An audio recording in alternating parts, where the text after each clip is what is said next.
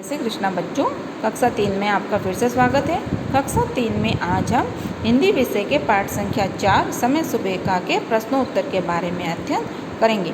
कुछ प्रश्नोत्तर को जैसे रिक्त स्थान है, मिलान करो, पर्यायवाची शब्द लिखो, तो ये प्रश्न हमने पिछले वीडियो में हल कर लिए हैं। आइए आगे के प्रश्नों के बारे में अध्ययन करते हैं। तो प्रश्न संख्या 1 है बच्चों, सुबह के समय कौन कौन महका। प्रश्न क्या है हमारा कि सुबह के समय कौन कौन महका। तो उत्तर क्या लिखेंगे, सुबह के समय बाग बगीचा और आंगन महका। कौन कौन महका सुबह के समय, बाग बगीचा और आंगन महका। कानों में किसकी आवाज़ें गूंजने लगी।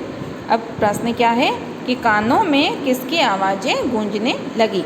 तो उत्तर क्या लिखेंगे हम, कानों में मुर्गे की बांग और चिड़िया के चहचहाने की आवाज़ें गूंजने लगी। सुबह के समय हमें किसकी आवाज़ें कानों में गूंजने लगी, मुर्गे की बांग और चिड़िया के चहचहाने की आवाज़ें गूंजने लगी। फिर अगला प्रश्न है, अंगड़ाई लेकर कौन जागी। प्रश्न क्या है हमारा अगला कि अंगड़ाई लेकर कौन जागी। तो उत्तर लिखेंगे, अंगड़ाई लेकर कलियाँ जागी। कविता में था ना, ले अंगड़ाई कलियाँ जागी, तो अंगड़ाई लेकर कौन जागी, कलियाँ। सुबह उठकर हम क्या क्या काम करते हैं।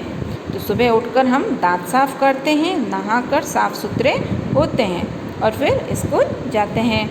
तो सुबह उठकर हम दांत साफ करते हैं, नहाकर साफ सुथरे होते हैं। फिर अगला प्रश्न है, प्रातःकाल कौन कौन से पक्षियों की आवाज़ें सुनाई देती हैं। तो उत्तर क्या लिखेंगे बच्चों, प्रातःकाल चिड़ियों, मुर्गों और कोयलों की आवाज़ें सुनाई देती हैं। फिर अगला प्रश्न है, पूर्व में लाली किस समय फैलती है। प्रश्न क्या है हमारा, पूर्व में लाली किस समय फैलती है। अब पूर्व दिशा जिस तरफ से सूरज उगता है ना, तो पूर्व में लाली सुबह के समय फैलती है। अब सुबह के समय क्यों फैलती है, क्यों कि उस समय सूर्य उदय होता है, उगता है, इसीलिए जब सूरज उगता है उस समय सूरज का रंग लाल दिखाई देता है हमें, और जब आसमान में होता है तो एकदम तेज चिलचिलाती हुई धूप होती है तो पीला रंग दिखाई देता है ना। 7वां प्रश्न है, किरणों ने भू पर उतरकर क्या किया। प्रश्न क्या है अगला हमारा कि किरणों ने भू पर उतरकर क्या किया। भू मतलब पृथ्वी, भूमि पर उतरकर क्या किया। तो उत्तर लिखेंगे बच्चों कि किरणों ने भू पर उतरकर ओस के मोती चुग लिए। क्या किया, किरणों ने भू पर उतरकर ओस के मोती चुग लिए। फिर अगला प्रश्न है, फूली नहीं समाई डाली से क्या तात्पर्य है। प्रश्न क्या है, फूली नहीं समाई डाली से क्या तात्पर्य है। तो उत्तर लिखेंगे बच्चों कि फूली नहीं समाई डाली से आशय है कि फूल खिलने से डाली सुंदर लगने लगी है। क्या है कि फूली नहीं समाई डाली से आशय क्या है, फूल खिलने से डाली सुंदर लगने लगी है। फिर अगला प्रश्न है, फीका पड़ा चांद का टुकड़ा से क्या आशय है।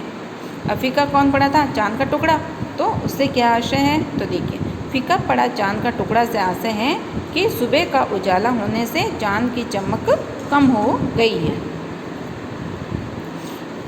फिर अगला प्रश्न है, कविता में किस समय का वर्णन किया गया है।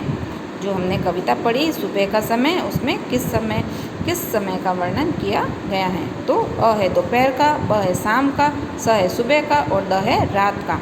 तो दोपहर का वर्णन नहीं किया गया था, शाम का वर्णन भी नहीं किया गया था, सुबह का वर्णन, हाँ सुबह के समय का वर्णन किया गया था, रात का नहीं, रात का भी नहीं किया गया था। हमारा उत्तर सही क्या हो जाएगा, स में क्या है, सुबह का। तो यहाँ हमने उत्तर लिख के स करके सुबह का लिख दिया, ठीक है। फिर अगला प्रश्न है हमारा 11, सुबह आसमान का रंग कैसा हो गया है। सुबह आसमान का रंग कैसा हो गया है। तो अ है सफ़ेद, ब है सुनहरा, स है काला और द है नीला। तो आसमान का रंग बच्चों कैसा हो गया था, सुबह सुनहरा। कैसा हो गया था, सुनहरा। तो हमारा उत्तर सही क्या हो जाएगा, ब, उसमें क्या है स, ब में है सुनहरा, ठीक है। तो उत्तर लिख दिया हमने ब, सुनहरा। फिर अगला प्रश्न है, सुबह उठकर बांग किसने लगाई। बांग कौन लगाता है, मुर्गा। तो सुबह उठकर बांग किसने लगाई, देखिए अ है मुर्गों ने, ब है चिड़िया ने, स है कोयल ने और द है तोतों ने। तो बांग कौन लगाता है, मुर्गा लगाता है। तो हमारा उत्तर सही क्या हो जाएगा, अ, मुर्गों ने। बांग किसने लगाई, मुर्गों ने।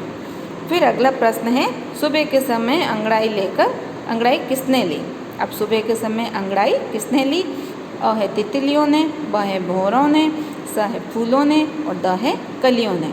तो अंगड़ाई किसने ली थी? कलियों ने ली थी। तो हमारा उत्तर सही क्या हो जाएगा? द कलियों ने। तो ये लिख दिया हमने द कलियों ने। ठीक है।